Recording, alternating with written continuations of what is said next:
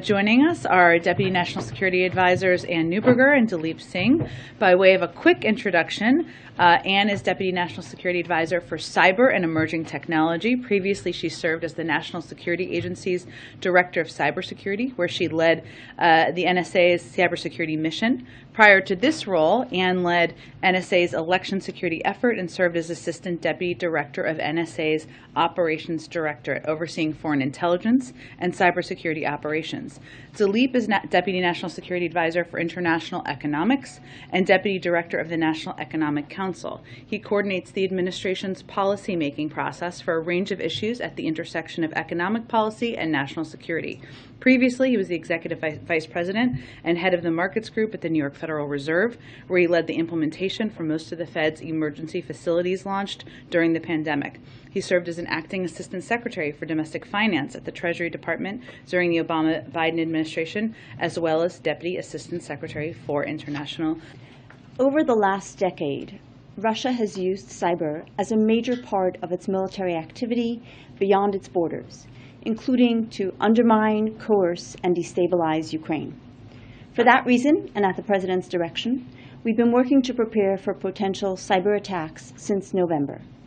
We've been focused on doing so in three ways. First, we've continued our urgent work to shore up our cyber defenses at home. Second, we've boosted our efforts, providing support to Ukraine.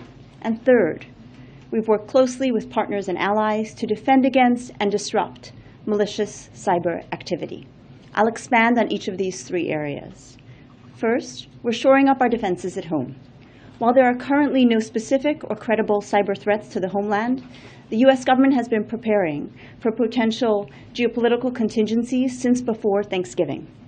The White House has coordinated extensive outreach by agencies with the private sector, specifically private sector owners and operators of critical infrastructure. In that outreach, departments and agencies have gone to unprecedented and extraordinary lengths to share sensitive information, and most importantly, to outline specific steps companies can take to make their systems more secure. As one example of those specific steps, the Department of Energy shared technical indicators of techniques used by Russian cyber actors to conduct cyber attacks against Ukrainian electricity systems during prior crises in Ukraine. As President Biden has said, if Russia attacks Ukraine, we will respond decisively and forcefully to impose costs on Russia alongside our allies and partners. The cost to Russia would be immense, both to its economy and its strategic position in the world. Our financial sanctions have been designed to impose overwhelming and immediate costs to the largest financial institutions and state-owned enterprises in Russia. They've been calibrated to maximize alignment with our allies and partners. They're flexible to allow for further escalation or de-escalation, depending on how Putin responds. And they're responsible to avoid targeting the Russian people and to limit unwanted spillovers to the U.S. and global economy.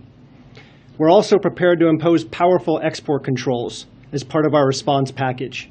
Both financial sanctions and export controls deny something to Russia that it needs and can't get from anywhere other than the United States or our allies and partners.